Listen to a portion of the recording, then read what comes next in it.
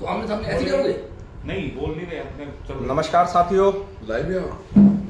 Live है हम लोग और फ्रेम में मेरे साथ मौजूद हैं रुद्रपुर उधम सिंह नगर राजनीति का केंद्र पूर्व विधायक राजकुमार ठुकराल, जो कि इस समय अपनी सीट पर न होते हुए भी इस उधम सिंह नगर सहित उत्तराखंड में हलचल मचाए हुए हैं। क्योंकि राजकुमार ठुकराल जब बोलते हैं तो लोग उनको सुनने के लिए बेकरार होते हैं। अपनी शायराना अंदाज से राजकुमार ठुकराल सभा का जो समा बांधते हैं तो हर कोई वहां पर अंगद के पैर की तरह पैर जमा लेता है। जी हाँ, आज राजकुमार ठुकराल दिन भर चलने वाली चर्चा का विराम देने वाले हैं। राजकुमार ठुकराल बताएंगे क्यों उनका जो फोटो है आज बैनर पर नजर नहीं आया। तो स्वागत है राजकुमार ठुकराल जी का वॉइस ऑफ नरूला पर। धन्यवाद भाई साहब। सर, आज आप ही की चर्चा हो रही है, पूरा दिन चर्चा सोशल मीडिया पर, हर एक न्यूज चैनल पर राजकुमार ठुकराल की फिर से चर्चा हो रही है। जीत हुई है, बम्पर जीत हुई है, जय जयकार आपकी हुई है। भरपूर आपने मेहनत करी, घर छोड़ा, वहां पर डेरा जमाया, बावजूद आज पोस्टर में आपका चेहरा क्यों नहीं नजर आया? ये तो जिन लोगों ने पोस्टर या फ्लेक्सी लगाई है ये तो आप उनसे पूछिए जी। मुझे तो कोई, मैं तो जनता की दिलों में मेरी फोटो है। 12,500 लोगों ने एक जिला पंचायत यानी 10 ग्राम सभाओं में और 3 गदरपुर की ग्राम सभाओं में मुझे प्रचंड बहुमत से जिताया है। मतलब 21,000 वोट पोल होता है, 21 साढ़े 21,000, और उसमें से 12,500 वोट हमें मिल जाता है और 677 वोट खराब भी होते हैं। तो ऐसी अवस्था में देखिए जनता ने भरपूर आशीर्वाद दिया है। राजकुमार ठुकराल का चित्रण जनता के मन में है। मुझे फ्लेक्सी में फोटो से क्या मतलब है, मुझे मेरी फोटो लगे ना लगे लेकिन जनता का आशीर्वाद मिलता रहे, मेरे लिए यही फ्लेक्सी और यही सबसे बड़ी फोटो है। लोग कहते हैं राजकुमार ठुकराल जहां जाते हैं उनका जादू वहां पर बढ़ चढ़ कर बोलता है। जादू आपका चला, जनता का भरपूर प्यार मिला, विजय श्री मिली। क्या लगता है कि हलदार ने जो आपके साथ वादा किया था 2027 के चुनाव का, वो आपके साथ निभाएंगे? कैसी बातें करते हो आप मेरे भाई। मैंने अपना फर्ज अदा किया। एक तरफ कांग्रेस, एक तरफ बीजेपी, और बीच में मैं निर्दलीय प्रत्याशी के साथ मैंने जो वचनबद्ध था, जिसको अपनी छोटी बहन माना, उसको प्रचंड मतों से चुनाव जितवाया ना। एक एक गांव में गए, कैंची निशान था, कैंची घर घर में पोस्टल बैलेट पेपर का जो नमूना है वो घर घर में पहुंचाया। पूरा मेहनत की, कोई रैली नहीं होने दी, रैली की जगह जनसंपर्क करो, इस पर जोर दिया। और आज देखिए 12,500 लोगों को सहानुभूति हमारे प्रति कि ठुकराल के साथ अन्याय हुआ जी। जो अन्याय हुआ, अन्याय की परिणति वोटों में तब्दील हो गई। भारी मात्रा में जन सैलाब ने वोटें डाला। किसी भी जाति, किसी भी धर्म, किसी भी वर्ग का व्यक्ति, सबने वोट दिया। मेरा किसी से कोई नाराजगी नहीं है। लोगों के संबंध होते हैं, किसी ने संबंधवश किसी और का प्रचार किया होगा, मैं कोई टीका टिप्पणी नहीं। मैं चुनाव जीत गया, मैं किसी के प्रति कोई बदले की भावना से कार्रवाई नहीं करूंगा। मेरा किसी के प्रति भी कोई दुराग्रह, विद्वेष, वैमनस्य बिल्कुल नहीं है। सब लोग अमन चैन से रहे। मैंने अपनी जिंदगी में आज तक किसी को जेल नहीं भिजवाया, किसी के खिलाफ मुकदमा नहीं लिखवाया, किसी का नामांकन पत्र मैंने खारिज नहीं करवाया, किसी को नामांकन पत्र वापस लेने के लिए मैंने विवश नहीं किया, कोई मुकदमा FIR पुलिस से नहीं पिटवाया। ये सब काम तो कमजोर लोग करते हैं। जिन्होंने इस चुनाव में किया वो उनके सामने सरल है। आपने कहा जनता का प्यार मिला, जनता के प्यार की वजह से आप जीते जी। भरपूर बहुमत से आप जीते। जी जी। इससे पहले आप कहते थे भाजपा जो आपकी जननी, बिल्कुल, ठीक है, आपकी बात है, आज भी कह रहा हूं। ठीक है। और उसके बाद विधानसभा जो मेयर के चुनाव से पहले आपका मन था कि कांग्रेस आपको कहीं ना कहीं अपने परिवार में शामिल कर जी। और अब जब जिला पंचायत के चुनाव आए तो आपने निर्दलीय को चुनाव लड़ा। तो क्या अब भाजपा और कांग्रेस से आपका मोह भंग हो चुका है? ऐसा नहीं है जी। हर व्यक्ति अपनी शक्ति का प्रदर्शन करता है जी। जब राजनीतिक दल किसी व्यक्ति को महत्व नहीं देंगे तो कोई ना कोई रास्ता तो हम निकालेंगे जी। ना मैं बीजेपी में हूं, ना मैं कांग्रेस में हूं। मैं आजाद लड़ा हूं और अपनी लोकप्रियता को मैंने प्रदर्शित किया है। आज भारी मात्रा में जन सैलाब ने मुझे वोट दिया है।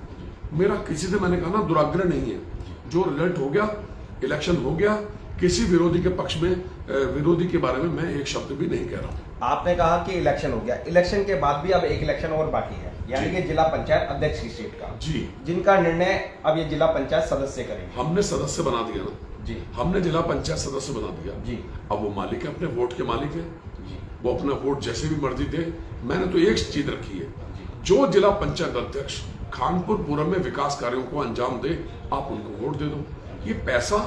ये पैसा जिस रास्ते से आता है उसी रास्ते में जाता है। यानी सुन कि- लीजिए, जी जी सुन लीजिए, जी, जी। जो हराम का पैसा कमाते हैं, चाहे वो विधायक हो, चाहे सांसद हो, चाहे कोई मंत्री हो, जो व्यक्ति भी हराम की दौलत कमाएगा, ये समझ लीजिए वो जिस रास्ते से आती है दूसरे रास्ते से वापस जाती है। रोग पैदा हो जाएंगे आपके जी, अंदर, जी। बीमारियां लग जाएंगी, मुकदमे लग जाएंगे। जी बर्बादी के मुहाने पर अगर जाने हो तो डट के हराम की कमाई करो।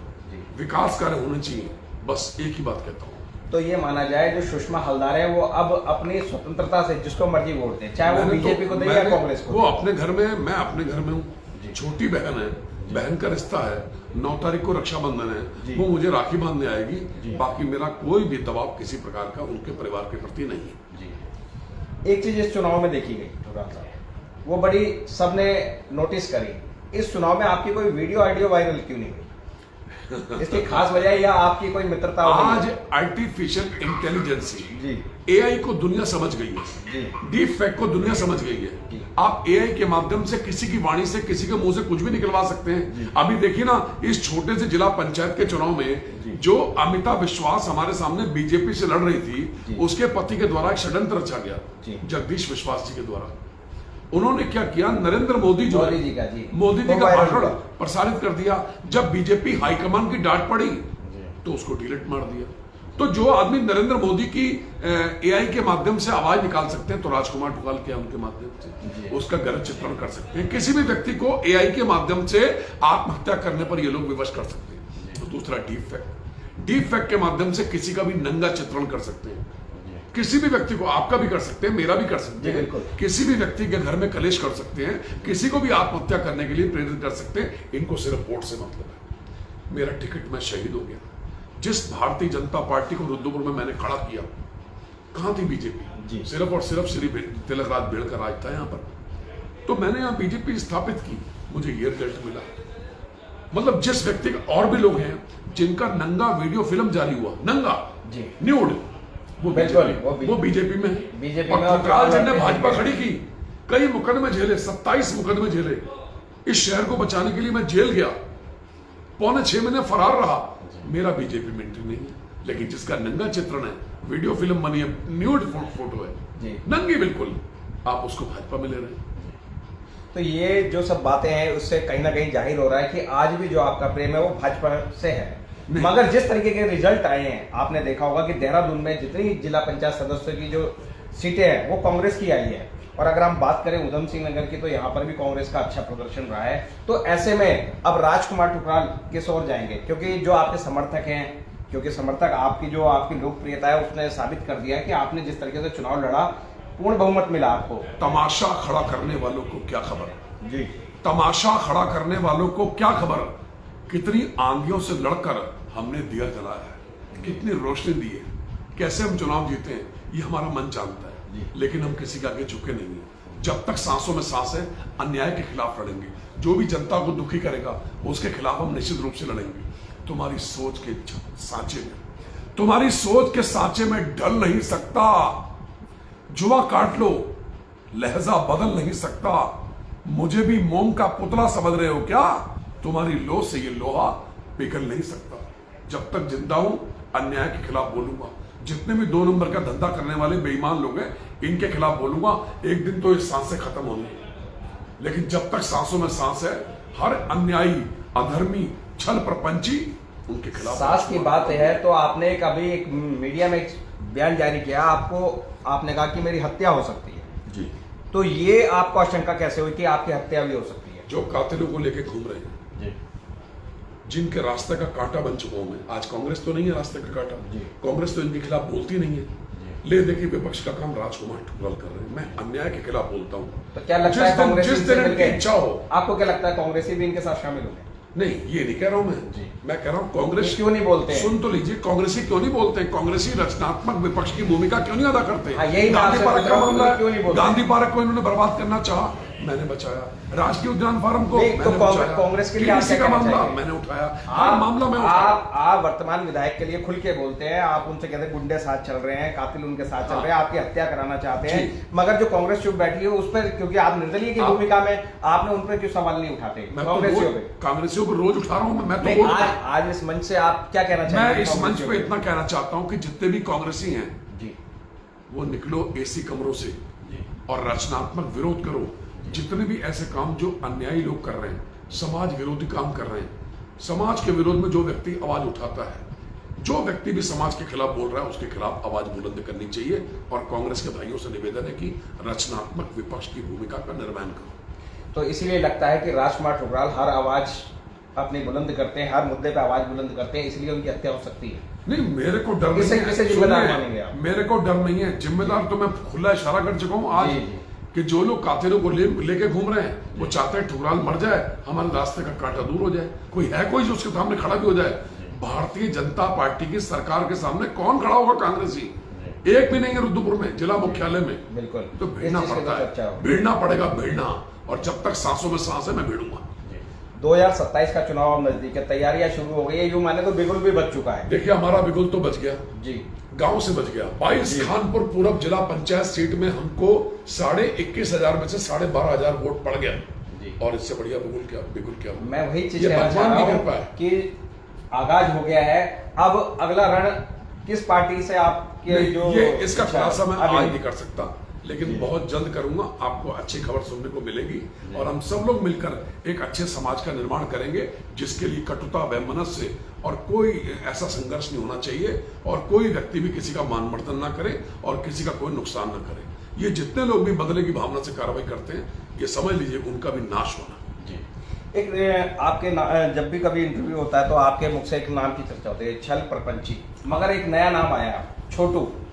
देखिए, जो व्यक्ति आपने छोटू शब्द किसके लिए? जो व्यक्ति कर्म से छोटा हो, जी जिसके काम बहुत छोटे छोटे हो, जिसका स्तर बहुत छोटा हो, जो व्यक्ति बड़ी छोटी सी मानसिकता का व्यक्ति हो, संकुचित मानसिकता का, ऐसे व्यक्ति के खिलाफ तो आवाज बुलंद करनी चाहिए। और आपका चैनल इस बात को समझे कि मैं किसके लिए छोटू का इस्तेमाल कर रहा हूं।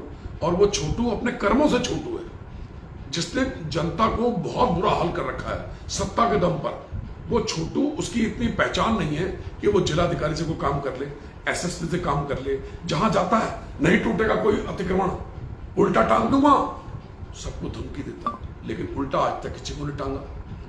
उसकी अपनी हैसियत खत्म हो गई है, सबके मकान तोड़वा दिए, सारा बस अड्डे का बाजार खत्म कर दिया, समोसा मार्केट खत्म कर दी, भगवानपुर में पूरा का पूरा 46 मकानों का सब समाप्त कर दिया। इसके अतिरिक्त तो फाजलपुर मेहरोला में कई मकान टूट गए, वार्ड नंबर 25 में कई मकान पहाड़गंज में टूट गए। गाजर मूली की तरह मकानों को तोड़वाए जा रहे हैं और कहते हैं जब तक मैं जिंदा हूं कोई मकान नहीं टूटेगा। सब टूट रहे हैं। क्या हैसियत है आपकी? कोई आपकी सुनने को तैयार नहीं है। तो इसलिए इनको छोटू कहा जाता है। जी। एक चर्चा हो रही है कि सुषमा हलदार जो है वो राजकुमार ठुकराल का हाथ छोड़ सकती है। अगर यदि ऐसा हुआ तो क्या भाई बहन के रिश्ते में खटास आएगी या प्यार बना रहेगा? कभी जिंदगी में नहीं।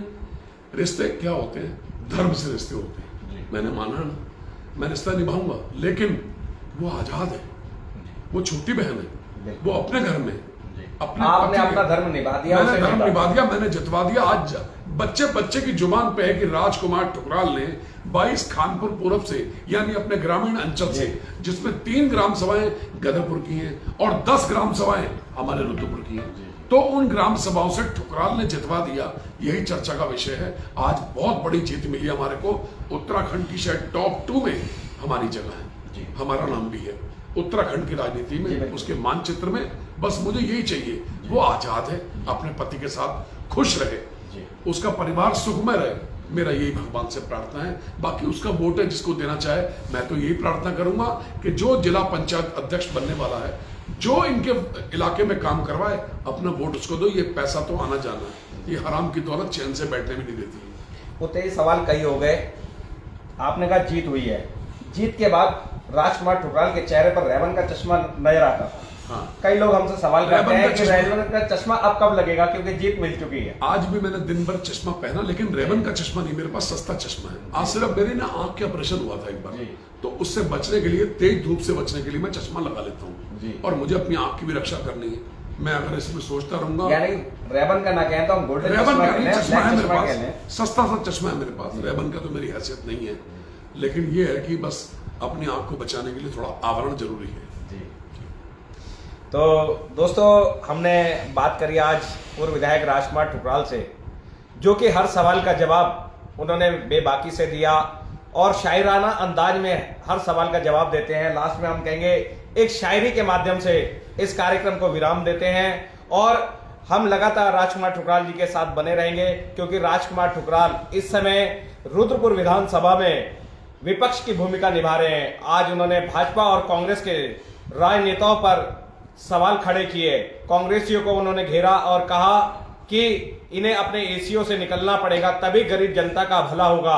गरीब जनता का भला एसी कार्यालयों में बैठकर नहीं होगा, राजकुमार ठुकराल की तरह सड़कों पर निकलना होगा और जनता की जो आवाज है उसको बुलंद करना होगा, देहरादून से लेकर दिल्ली तक पहुंचाना होगा। तो राजकुमार ठुकराल से एक शायराना अंदाज में इस कार्यक्रम को समाप्त करते हैं। जो लोग राजकुमार ठुकराल का पहले झूठा साथ देते थे, जिन्होंने मुझे नुकसान को पहुंचाने का प्रयास किया, उनके लिए एक शेर है, खराब वक्त में इज्जत रहे संभाले हुए, कभी ना जेब में रखे सिक्के उछाले हुए।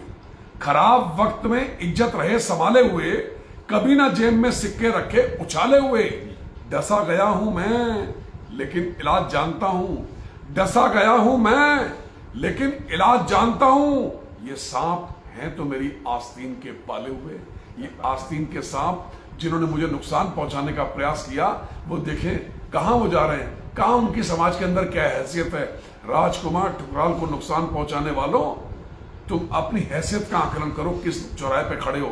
लेकिन एक दिन परमात्मा तुम्हें तुम्हारे पापों का दंड देंगे, क्योंकि मैंने पूरी निष्ठा के साथ कोई मैंने अधर्म नहीं किया, किसी व्यक्ति को नुकसान नहीं पहुंचाया, हर व्यक्ति को पल्लवित होने का मौका दिया। अरे 10 नखूनों की कमाई करो, सब लोग हराम की कमाई बंद कर दो।